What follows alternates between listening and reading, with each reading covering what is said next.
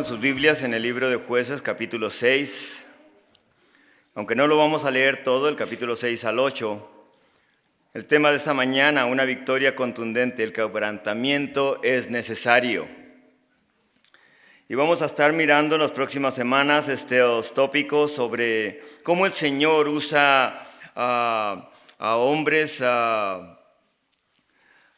con fallas y va perfeccionando sus vidas a través de una relación íntima con Cristo Jesús. Pero el quebrantamiento de un hijo de Dios, de una hija de Dios, es necesario para ser usado por Dios. Así que en el libro de Jueces, capítulo 6, es interesante porque la historia nos dice que en este libro de los jueces, durante este tiempo de apostasía de la nación de Israel, donde comenzaron a buscar las cosas temporales y abandonar a Dios, donde en sus vidas se habían vuelto independientes de Dios y dependientes de sí mismos ahora eran, donde cada quien hacía lo que bien le parecía, donde se buscaba a Dios solo cuando las tribulaciones venían a sus vidas, a sus comunidades. Eran oprimidos como pueblo de Dios por sus enemigos.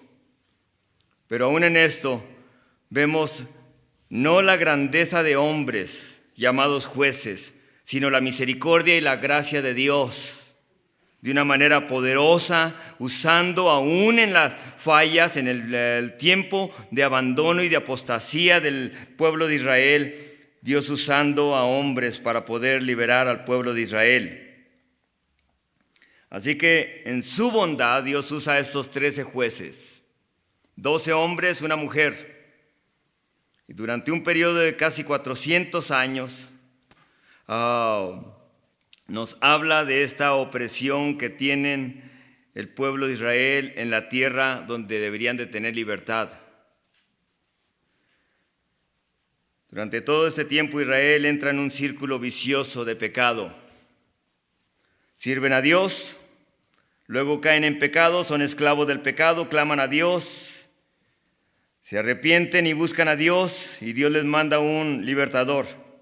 En hebreo es una sopetaim, que es juez, quiere decir juez. Y si hay un mensaje que podemos aprender de este libro, aunque no lo vamos a ver todo, vamos a ver solamente partes porque vamos a entrar a través de unos temas las siguientes semanas.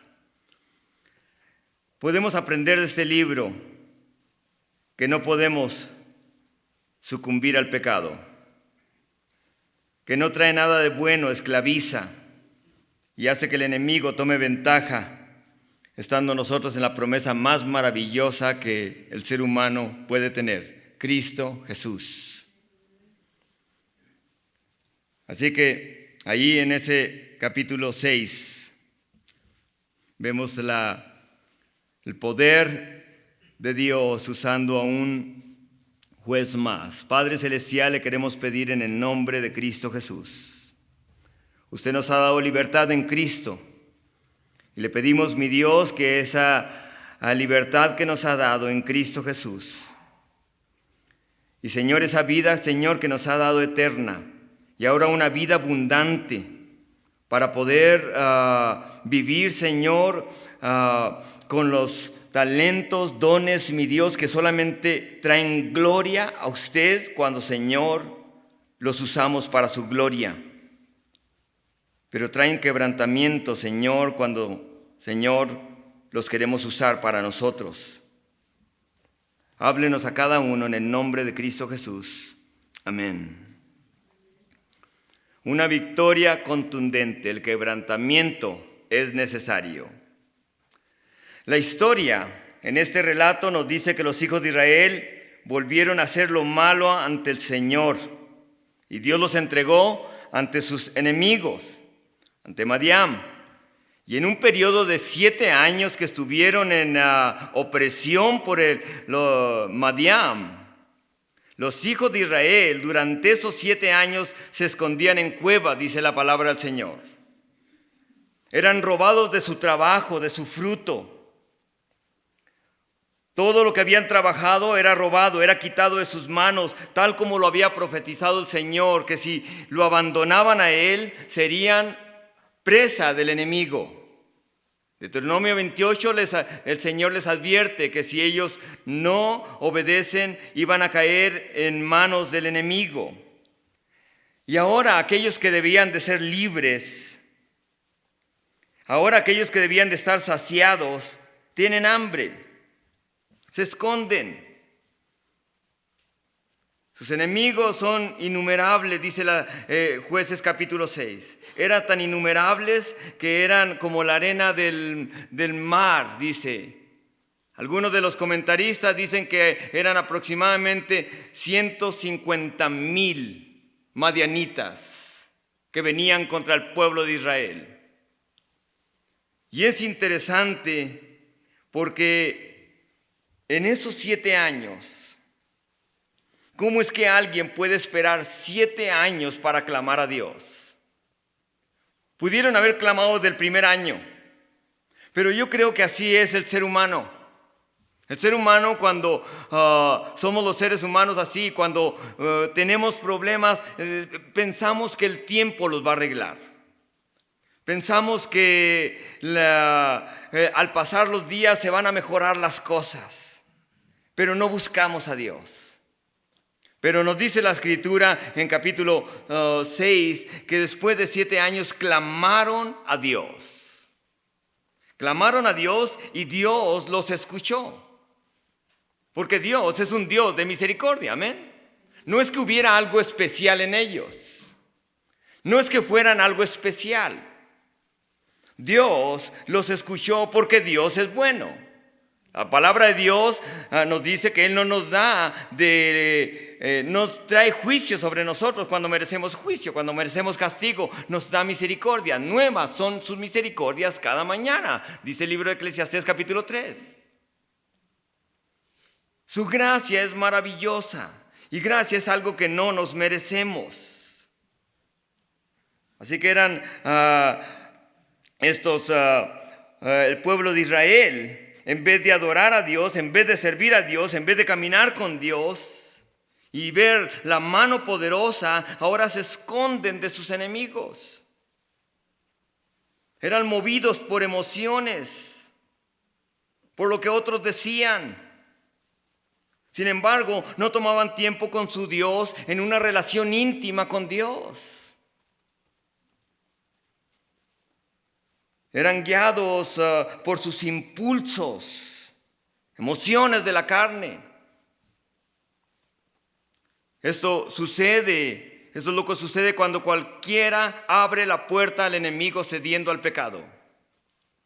Y el pecado viene de una manera muy sutil. Cuando se deja una intimidad con Cristo Jesús y la dependencia de Él, dependemos de Él en todo sentido, amén.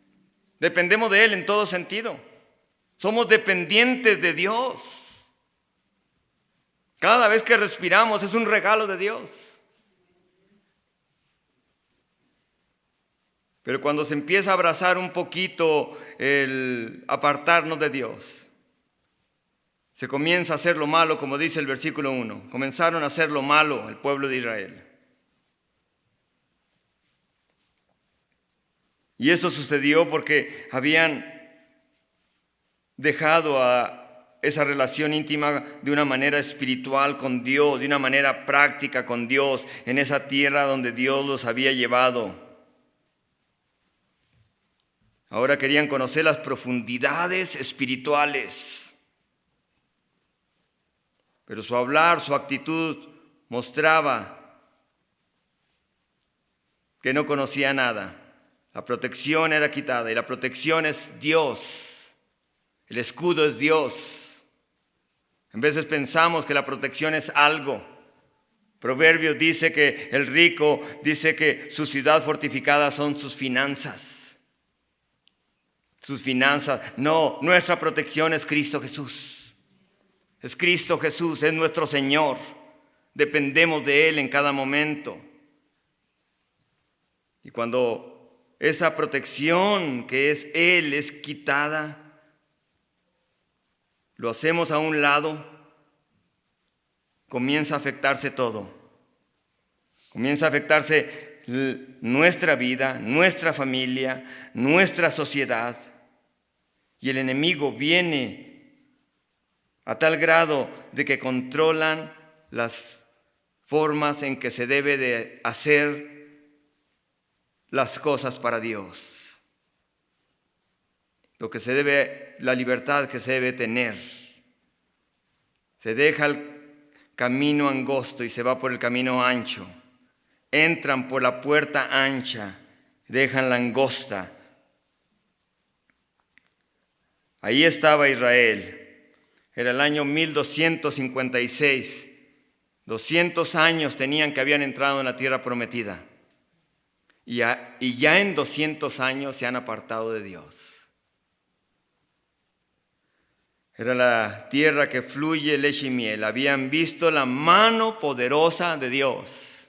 ¿Quiénes de nosotros no han visto la mano poderosa de Dios? Habían visto la mano poderosa. Habían visto cómo se caían los muros de una manera sobrenatural.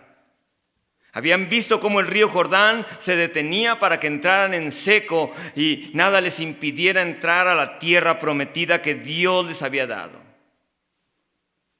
Pero ahora allá adentro en la tierra prometida se consumen unos a otros.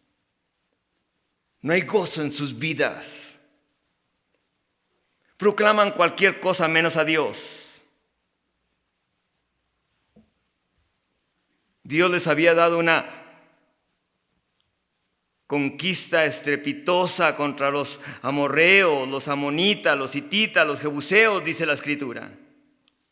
Pero porque no le creyeron a Dios, porque no obedecieron a Dios, con todo su corazón no pudieron echar a sus enemigos de la tierra.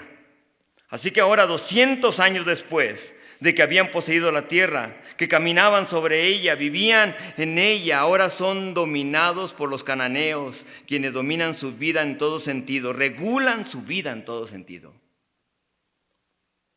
Dicen cuánto deben de tener. Las cosechas eran de ellos, de sus enemigos. La Escritura nos dice en Génesis 25 cómo es que Madián vino. Después de que Sara, la esposa de Abraham, muere, dice que Abraham toma otra mujer llamada Setura, con la cual tiene 6 hijos. Y para que no heredara Isaac a sus hijos junto con Isaac, los manda fuera, y entre uno de esos 6 hijos es Madián. Y cuando los manda lejos, se van amargados y enfurecidos. Y no hay algo, escuchen esto, no hay algo más terrible cuando la amargura entra en el corazón de un hijo de Dios. Hebreo nos dice que afecta a muchos. Así que siglos más tarde vemos las consecuencias de las decisiones que Abraham hace.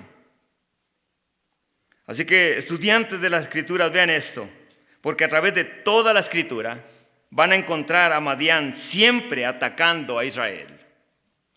Van a encontrar a Madián siempre atacando a Israel. En Juan capítulo 8, versículo 32, Jesucristo les dijo: conocerán la verdad y la verdad los hará libres. Nuestra verdad es Cristo, es su palabra, amén. Es nuestra intimidad con Jesús en nuestra vida diaria y cotidiana con Jesús, que es la verdad absoluta. Nuestra vida es abundante, dice la Escritura, cuando nosotros obedecemos al Señor, nuestra vida es abundante, hay un gozo que nadie nos puede quitar, una paz que nadie nos puede quitar.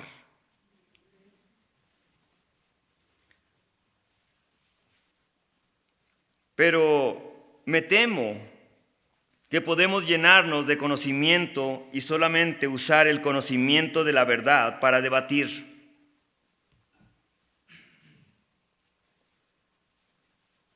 Hablar a todo el mundo del conocimiento menos de aquel que conocemos, que nos ha mostrado su gracia y su misericordia, y que somos aceptos por su Hijo Jesucristo. Ninguno de nosotros, Dios vio un potencial en nosotros. Dios nos vio perdidos, y es por su gracia. que somos lo que somos.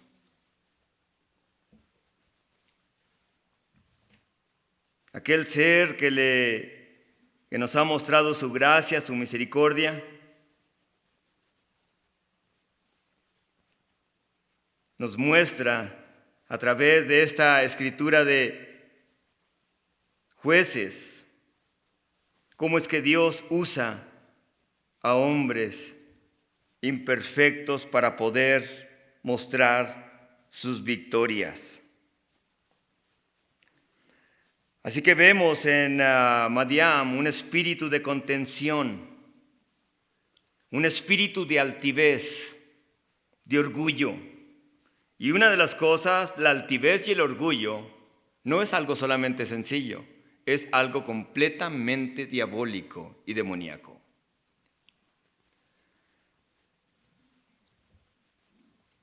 Madián siempre tuvo un espíritu de superioridad. Así que debemos de permitir que el Espíritu de Dios controle toda nuestra vida. Amén. El Espíritu de Dios controle toda nuestra vida. De lo contrario, nos volveremos igual que Madián. Estaremos peleando cuando en realidad hay gente afuera perdiéndose. Es interesante que en Mateo capítulo 17, cuando Jesús sube al monte y se transfigura, dice que tomó a Pedro, a Jacobo y a Juan. Mientras que allá en la ciudad un padre de familia traía un hijo a quien un espíritu de furia, lunático, un espíritu de ira, lo tomaba y quería que se suicidara. Unas veces en el agua, ahogándolo, y otras veces en el fuego. Y aquellos padres, en su angustia, buscaban a alguien que pudiera ayudarles con su hijo. Pero los discípulos no pudieron echarlo, dice la Escritura.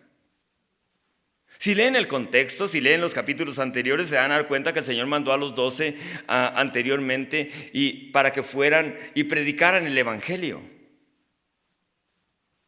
Predicaran el reino de Dios. El reino de Dios había llegado. Cristo Jesús era el reino de Dios. Y dice la Escritura que les dio autoridad sobre los enfermos, sobre los demonios, de echar fuera a los demonios de las personas. Y es interesante porque lo hicieron a tal grado que llegaron al Señor diciendo: Señor, aún los demonios se nos someten. Lo hicieron, había autoridad, tenían la unción, tenían el respaldo de Dios, es lo que quiere decir unción. Tenían el respaldo de Dios. Pero este padre de familia trae a su hijo y ninguno de los que estaban ahí en la ciudad de Galilea pudo echar fuera al demonio. Y mi pregunta es: ¿por qué no pudieron echar a ese demonio de ese joven cuando podían hacerlo con los demás? Cuando lo habían hecho unos días antes o semanas antes. ¿Cuál fue la razón?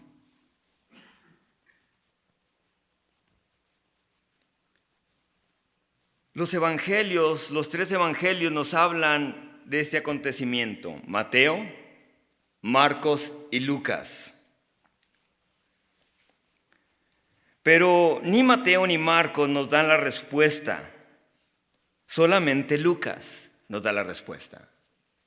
Y nos da la razón por la cual no pudieron los conocedores discípulos echar fuera aquel demonio de aquel padre que deseaba que alguien hiciera libre a ese hijo que estaba opresionado y que estaba aprisionado por el enemigo. Así que esos 12 conocedores discípulos, entre ellos, los 12 buscaban ser el más sobresaliente, es lo que nos dice Lucas. Los 12 buscaban quién era el más grande. Y podemos imaginarnos lo que ellos hablaban en voz baja cuando caminaban junto con Jesús. Pedro, ¿cuántos demonios echaste tú de personas? ¿Cuántas personas sanaste? Y lo hacían quizá en voz baja.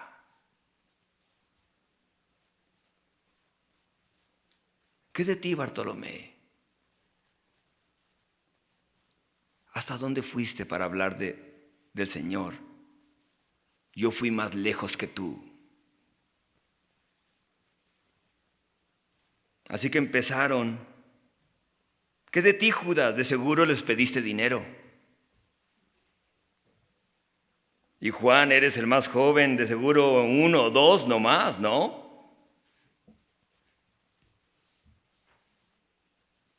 A lo mejor Felipe les dijo, sí, pero yo fui a lugares más alejados que todos ustedes. Quizás eran las charlas que ellos tenían en voz baja para que Jesús no los escuchara. Y Jesús dice, y conociendo los pensamientos de ellos, les dice, ¿qué dicen ustedes? ¿De qué hablan?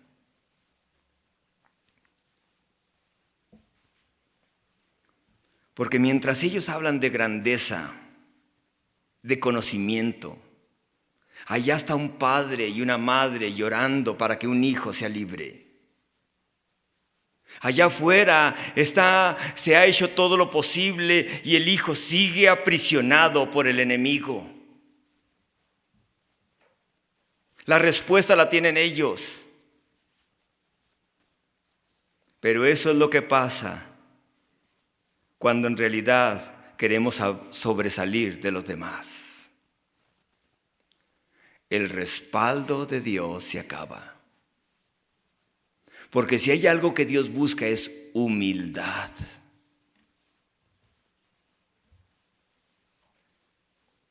Así que aquellas vasijas enteras de Pedro, de Bartolomé, de Felipe, de Judas, de todos ellos que se quedaron en Galilea, tenían que ser quebradas para ser usados por Dios. De igual forma para Gedeón. ¿Por qué Dios escogió a Gedeón? ¿Lo escogió por su conocimiento? ¿Lo escogió por su valentía? Estaba escondido. ¿Por qué nos escogió Dios? ¿Por nuestra valentía? ¿Por el mucho conocimiento que tenemos? No.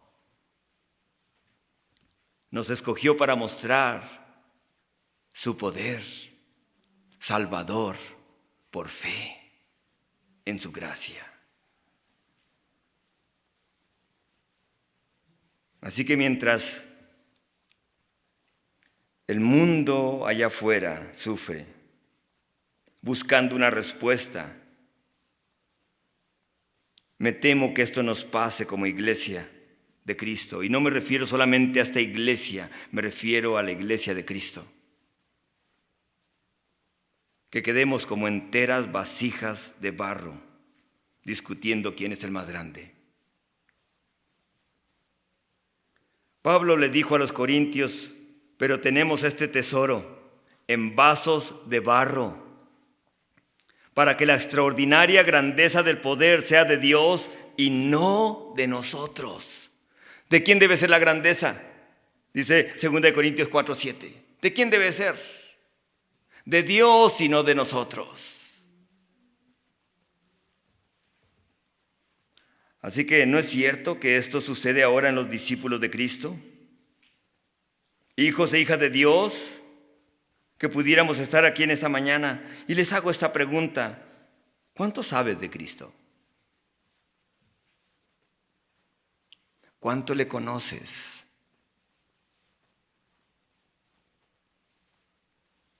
¿Cuánto conoces de Él?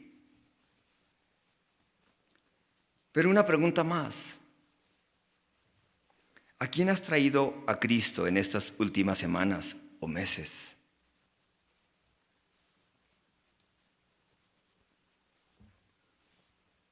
¿A quién le has enseñado lo que Dios te ha enseñado semana a semana?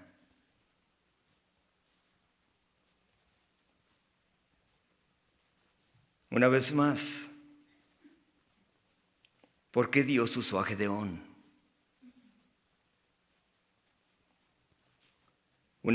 ¿Por su mucho valor? No creo. ¿Por su mucho conocimiento? No.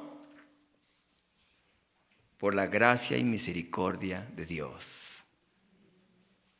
Su palabra nos dice que fue la misericordia de Dios la que hizo usar y escuchar el clamor de ellos. Dios lo escogió. La palabra de Dios dice que Dios escogió lo vil y lo menospreciable del mundo para avergonzar ¿qué? A los sabios. Dios le dio la promesa que estaría con él y podría derrotar a los madianitas, dice el versículo 16 de ese capítulo 6 de Jueces. 7 veces se menciona que el ángel de Jehová, que es una preencarnación de mismo Dios, se mostró a Gedeón.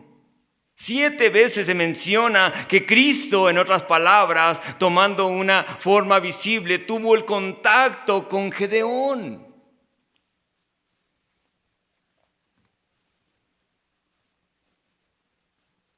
Así que en el poder de la palabra del Señor, porque el Señor le dijo, ve, porque yo estoy contigo, porque vas a derrotar a los madianitas. Así que salió con ese respaldo de Dios, tocó el cuerno del chofar, aquel chofar, y al tocar el cuerno dice que se reunieron 32,000 hombres de guerra de 20 años para arriba, listos para pelear contra el enemigo. Listo, yo creo que Gedeón dijo, de seguro con todos estos hombres puedo derrotar a los madianitas. Pero la estrategia de Gedeón no era la estrategia de Dios. Bien dice su palabra en Isaías 55. Porque mis pensamientos no son vuestros pensamientos, ni vuestros caminos mis caminos, dice Dios. Como son más altos los cielos que la tierra, así son mis caminos más altos que vuestros caminos y mis pensamientos más que vuestros pensamientos. Las estrategias de Dios nunca se compararán a las de los hombres. Los hombres ven números. Dios busca una sola cosa, que la gloria de Él sea manifestada. Así que 32,000 hombres, el Señor le dice, el pueblo que está contigo es mucho, Gedeón, para que yo entregue a los madianitas en su mano. Y enseguida les dice algo. Les dice algo. No sea que se alabe con Israel contra mí, diciendo, mi mano me ha salvado. Yo lo he hecho. Es porque yo puedo hacerlo. Wow, es lo que nos enseña el humanismo hoy en día, ¿no? O Satanás.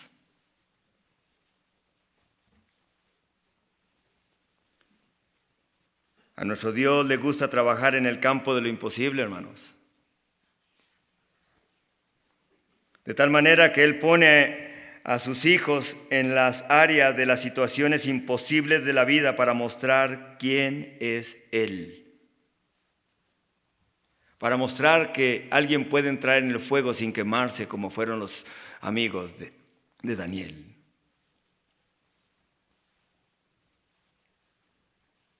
¿Cómo es que Él puede abrir el mar donde no hay camino? ¿Cómo es que Él puede proveer comida en un desierto para millones de personas de una manera sobrenatural, descendiendo el maná cada mañana? ¿Cómo es que el Señor puede tomar unos peces y unos panes de las manos de un niño y multiplicarlos para alimentar en una ocasión a 5,000 y en otra ocasión a 4,000? Las estrategias de Dios no son las de los hombres. Y gloria a Dios por ello. Gloria a Dios por ello. Así que le dice Dios a Gedeón, 32,000 hombres son muchos. Diles que los que tienen miedo se devuelvan. Y se devolvieron 22,000 personas, imaginan. 22,000 personas se devolvieron. Y se quedó con 10,000. Dijo, bueno, pues todavía con 10,000 podemos hacerla. Así que el Señor le dice, Gedeón, todavía son muchos. Son muchos todavía. Porque no necesito tanta gente para poder tener la victoria. De tal manera que llévalos a las corrientes de ese río. Y todos los que doblen sus rodillas y tomen agua, les dices que se devuelvan a sus casas. Y el que agarre agua y la lama como un perro de su mano, los aparta. Solamente a los que yo te diga. Me gusta esa palabra que dice la Escritura. Solamente, Gedeón, a los que yo te diga. Dependemos de Dios, amén. Necesitamos a Dios. Así que 9,700 hombres se arrodillaron y tomaron agua con sus bocas desde el río. Y le dijo, devuélvanse a sus casas. Pero ¿quién se iba a imaginar que 300 hombres podrían destruir a un ejército de miles y miles? ¿Cómo se podría destruir un ejército tan numeroso? Dios trabaja desde lo imposible. La palabra de Dios nos dice en Lucas que lo que para el hombre es imposible, para Dios ¿qué? Todo es posible, eso es fe. Así que todo lo que no es por fe es ¿qué? Pecado. Así que Dios se encarga de mandarle un sueño a uno de los guardias de los madianitas, porque dice la Escritura en Jueces que Gedeón tenía miedo. Y le dijo, ¿cómo no subes al campamento y escuchas lo que yo he traído? Así que sube al campamento y cuando va subiendo al campamento, escucha, va despacio él y otra persona con él, su escudero, y van ahí pensando cómo iba a serle Dios. Y escuchan algo increíble. Dios había dado un sueño a uno de los guardias de Madián. Un pan de cebada rodando que venía contra el campamento y los dispersaba y los derrotaba. Y le dijo, ¿quién es ese? Le pregunta a su compañero. No es más que Gedeón. Dios le ha dado la victoria. ¡Wow!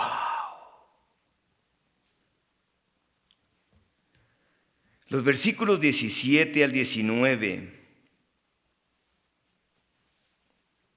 nos describe eso. Pero noten eso, una vez más, el capítulo 6 menciona el ángel de Jehová, Dios mismo. Dios estaba con ellos. Si Dios está con nosotros, ¿quién contra nosotros?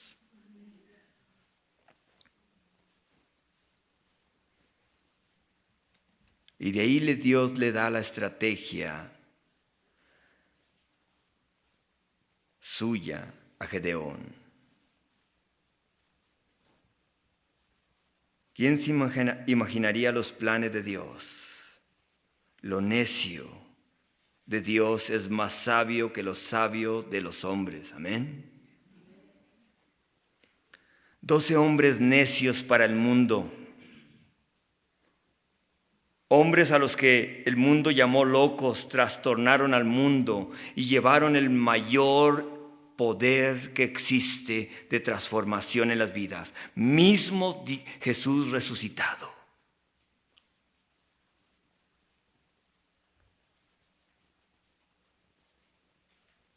Hay una escritura que Dios nos habla a través de 1 Corintios 3. Nadie os engañe, le dice Pablo a los corintios. Si alguno entre vosotros se cree sabio en este siglo, hágase ignorante para que llegue a ser ¿qué? Sabio. Dios no usa cántaros sin quebrarse. Dios usa cántaros quebrantados para obtener su victoria. Dios no usa la altivez, usa la humildad. Es una de las virtudes de Dios.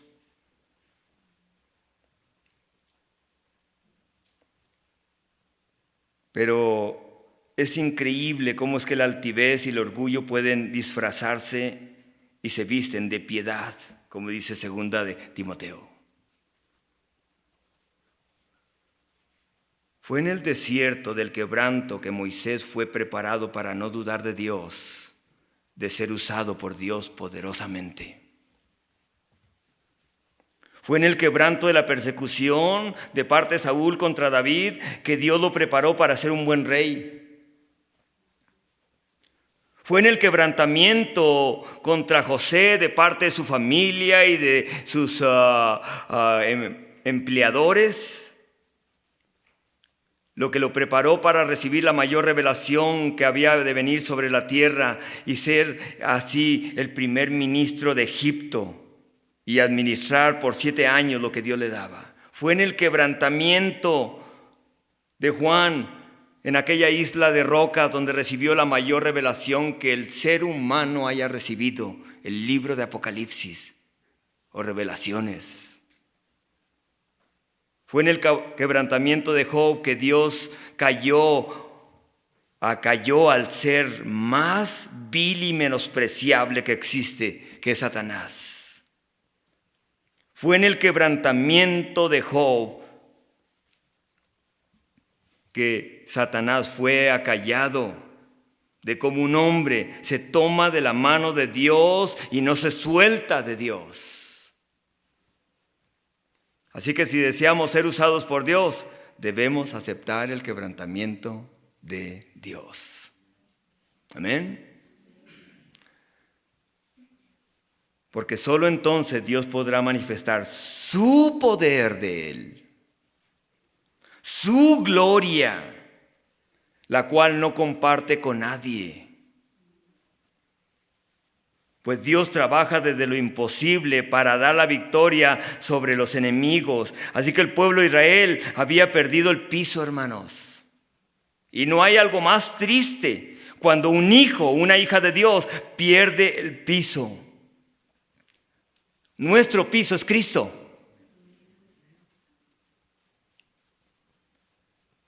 Y se manifiesta a través de la humildad, no de cosas.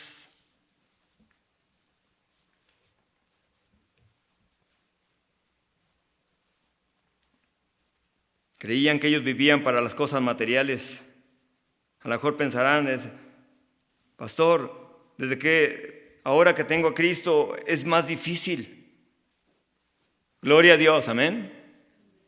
Porque a través del quebranto podemos ver la mano poderosa de un Cristo vivo en nuestras vidas. ¿Qué tal de tu vida? ¿Qué tan entera está tu vasija? ¿Cómo estás en tus estrategias para mostrar habilidades, conocimientos para los demás? ¿Son tus estrategias de Dios? ¿Son tus estrategias las estrategias de Dios o son tus estrategias? Y les quiero decir algo esta mañana. No tengan sus vasijas enteras. Dentro de sus vidas está la luz de Cristo. Dentro de sus vidas está la luz de Cristo. Jueces nos sigue diciendo cómo es que tuvo la victoria. Así que Jueces capítulo 7, la estrategia de Dios es dada. Rodean al campamento, rodean todo el campamento de sus enemigos.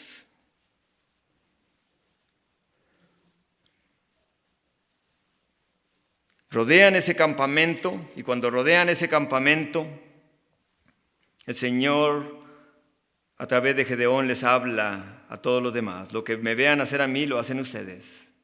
Así que toman unos shofars o trompetas que se usaban para poder avisar que iban en batalla. Y en otra de sus manos traían estos cántaros con breas. Quiebran los cántaros y encienden el fuego.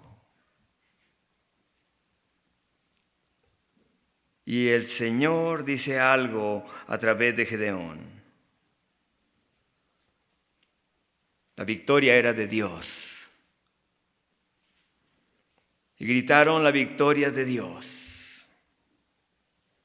y de Gedeón.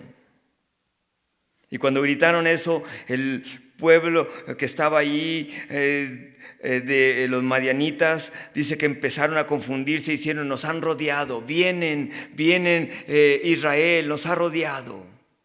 Y empezaron, y levantándose eran las 12 de la noche cuando hicieron aquello. Y tuvieron una gran victoria, porque dice que levantaron su espada y empezaron a matarse unos a otros.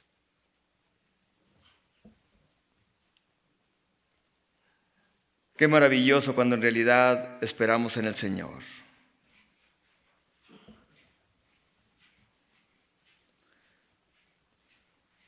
Si queremos ser usados por Dios,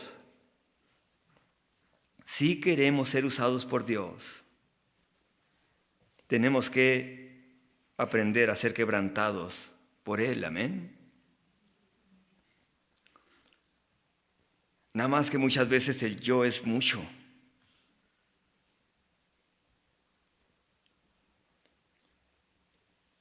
Porque no queremos que Jesús sobresalga, queremos sobresalir nosotros. Es interesante lo que escuchaba y sobre lo que se puede hacer con un pedazo de metal. Una barra de hierro puede valer $20. Una barra de fierro. Pero esa misma barra, si la pasan por el fuego y la quebrantan y la hacen herradura de caballo, puede valer $300. Y esa misma metal se puede pasar todavía más por el fuego y ser más quebrantado y hacer agujas de coser y darle el valor de $3,500. Y ese mismo metal de hierro puede pasar más por el fuego y hacer broches de pelo y darle el valor de $10,000. Y esa misma barra, entre más se pone por el que pase por el quebrantamiento y por el fuego, más valor tomará. Pero si ese metal sigue siendo procesado por el fuego y el quebrantamiento a tal grado que se pueden hacer resortes de reloj, pueden valer más de $250,000. Entre más quebrantado es el metal, más vale. Recuerdo hace un tiempo me tocó estar allí en una de las fábricas de aquí de Cuauhtémoc. Me invitó Roberto y miré cómo procesaban el cobre, estos rollos de cobre tan gruesos. Y les iban a través de este proceso, tenían que pasar sobre muchas máquinas, de tal manera que iban poniéndole cera y lo iban estirando a tal grado de ser más delgado, mucho más delgado que un cabello. Y el valor es impresionante. Es poder decir: Dios, quebránteme. Quiero ser usado por usted. Dios no usa vasijas enteras, hermanos. Cuando miraba aquello y cuando miraba aquel rollo de cable, decía: wow, ¿cómo puede algo tomar tanto valor de ser usado en los carros más caros que existen en el mundo? ¿Por qué? Por el proceso que lleva de fuego. Segunda de Corintios 4, 8 al 12 nos dice algo muy interesante. Pero tenemos este tesoro en vasos de barro para que la excelencia del poder sea de Dios y no de nosotros. Y Pablo sigue diciendo que estamos atribulados en todo, mas no angustiados, en apuros, mas no desesperados, perseguidos, mas no desamparados, derribados, pero no destruidos, llevando en el cuerpo siempre por todas partes la muerte de Cristo, para que también la vida de Jesús se manifieste en nuestra carne mortal. De manera que la muerte actúa en nosotros y en vosotros la vida, les dice a los corintios. Lo que sucedió con Pablo y sus compañeros era increíble. Eran golpeados, padecían hambres, eran maldecidos, eran humillados. Pero cuando eso pasaba, la vida se manifestaba a través de sus vidas. Quizá tú le hayas dicho al Señor: Señor, quiero ser usado por usted para su gloria, para su alabanza, pero no quiero ser quebrantado. Quizá te sientas esta semana que has sido quebrantado, molido, humillado, humillada. Quizás digas: gracias, pero no gracias, pastor. Yo controlo el timón de mi barco. No necesito eso. También alguien dijo que él podía controlar el timón de su barco. Hechos 27, un capitán, al cual le dijo: no vayamos todavía, porque una tormenta viene. ¿Y quién le iba a creer a un viejo predicador? Cuando hay un talentoso piloto de conocimiento. Y aquel barco se encontró en aquella gran tormenta, en una tormenta feroz, que fue destruido por las olas del mar, y solamente pedazos de madera fueron salvavidas para los tripulantes. Tormentas van a venir a la vida, hermanos. El Señor no quiere vasijas enteras. No hay nadie, ni un hombre ni una mujer, quien quede exento de pasar por las tormentas de la vida. No hay ni un hombre, ninguna mujer dentro del cuerpo de Cristo que no pasará por las tormentas de la vida, para que ahí en esas tormentas de la vida podamos hacer dos cosas. Número 1, podamos decirle: Señor, voy a permanecer entero. O poder decir: Señor, no tengo mucho de dónde tomarme, solo pedazos en mi vida, pero Señor, quiero decirle: tome el control y lléveme a tierra firme. Cuando le decimos eso al Señor, entonces el Señor Jesucristo se manifiesta de manera poderosa, a tal grado que, igual que Pablo en Hechos 27, pudo llevar a otros a la salvación maravillosa, a la luz de Dios, en una isla con todo perdido, con una barca y con un barco deshecho en pedazos, pero con la luz de Cristo brillando en un lugar de tinieblas. Amén.